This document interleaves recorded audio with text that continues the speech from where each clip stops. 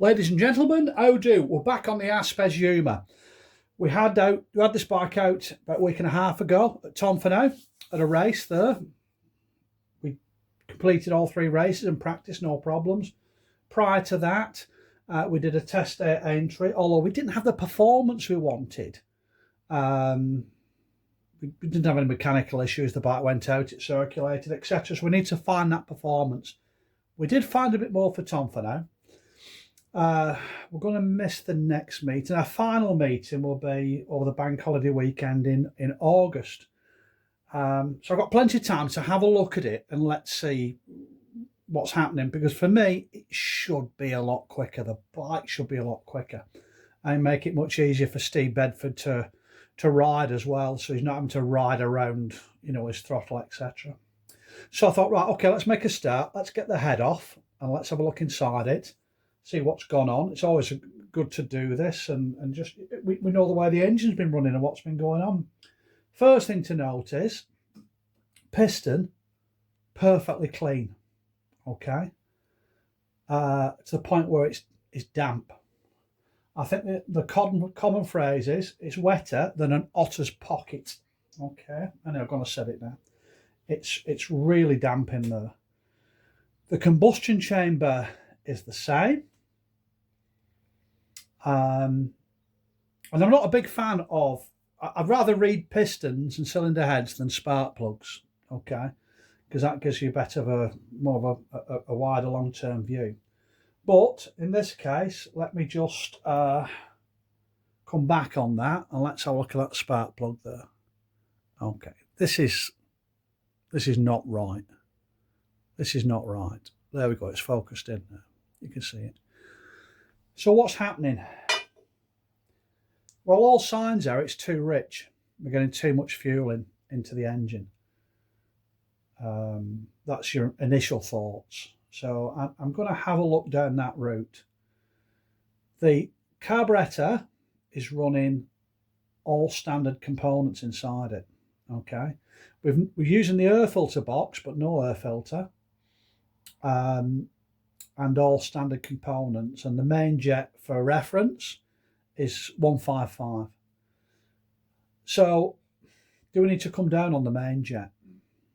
A little bit of research into 125s and different performance, the Aprilia 125, what they use, etc. with the Del Auto carburetor. Just going back to the jet size, it is a Del Auto carburetor.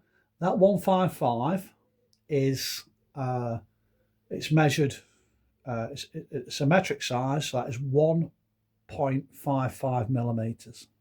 That makes it really simple, doesn't it? So 1.5, 150 main jet is 1.5 millimeters. Really simple that.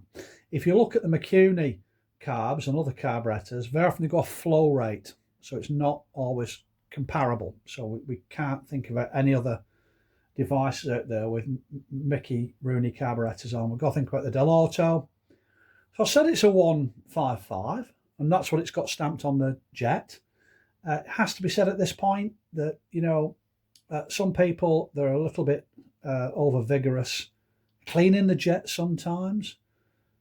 You can get drills so you can open the jet up. So it's not totally unknown for people to have changed the size of the jet with jet drills. So what I need to do is to do an actual measurement of that, which is what I'll do, and then go through the carburetor again. So we need to look at the fueling on the bike.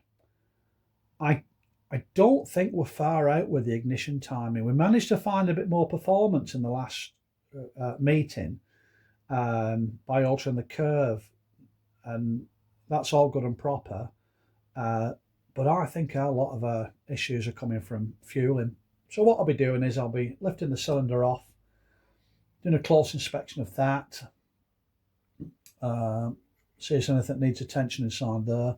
And the carburetor, I'll give that a deep clean, ultrasonic bath, and then measure that main jet. And let's put that back together. And I'm going to get a selection of jets coming down off that. And let's see if we can crisp this engine up. There's nothing mechanically amiss with it. We've just not got the performance we should. I have no doubt in my mind we'll find that extra performance. And when we do, this will be a very different bike altogether than what it's been. Although it's given us some good results, and we managed to get second place in that championship off that first meeting. I still think with so much more to come.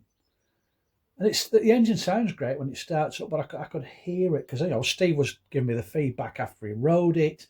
I could hear it from being started up, and there's something amiss. There's quite a few other possibilities in there. I've just got to have a starting point, and that's my starting point. Cylinder off, deep clean on the carb. I will do a leak test on the engine to make sure everything's in good order, naturally regarding the crank seals. Okay, so obviously I'll block the intake and the exhaust and pressurise the engine, and let's see if we get any pressure loss, just to make sure we don't have a crank seal issue. I don't think we have. But I think at this stage, and we've got the time now, we need to go through it and make sure we've got this right. Like I said, I think the ignition timing, I think we've got that pretty close. I put a curve in there last time, which in my mind, I'm thinking that's got to work right. We do need a working tachometer, rev counter. The one we've got on the bike, well, I don't know if you can say this anymore now. It's a typical Italian instrument. You can't believe a word of it, whether it was speedos or rev counters. They've probably improved now. Okay, so let's move this along now. I'm trying to save myself a bit here. But at the time, they were rubbish, weren't they? They're rather. I mean, in this case, it's not optimistic. It's understated. I think it was showing 3,000 RPM maximum, which is probably out a bit. And that's just an inductive. It's the original rev counter. It's an inductive type, and it wraps around the coil lead. Anyway, that might be something to do with the type of coil we've fitted. Again, I'm just giving it a bit of a chance, but that doesn't matter. We shall fit a tachometer to it, a rev counter, so we'll know what it's doing. The plan is to get some testing done on this way before Steve gets to ride it at the August meeting.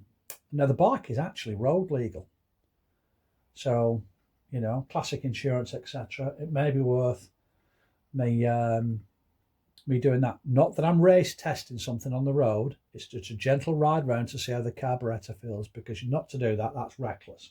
It just gives me a feel of how the bike's going. Okay, so I'm not doing anything stupid.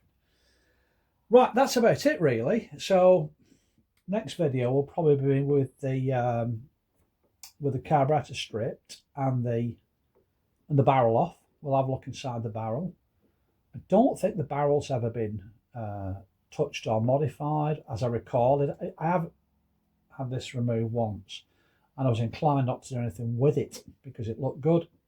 That's not to say we could possibly blueprint it a little bit, clean up some of the because it's got a cast iron liner in, so you get a bit of flash in and that unevenness going between the aluminium cylinder and the liner itself. So it might be worth me spending a little bit of time cleaning that up and making sure we're getting the best out of it. And I'm sure there's much more to come. Okay, ladies and gents, that's where we're up to. Next video will be cylinder off, carburetor off. Let's have a look inside it, get the measurements done, and let's find that extra performance for Steve for our final meeting in August, where I'm sure we can find that missing top speed and that missing power. Okay, everybody, have a great day. Look after one another. Keep coming back and be lucky. You're right.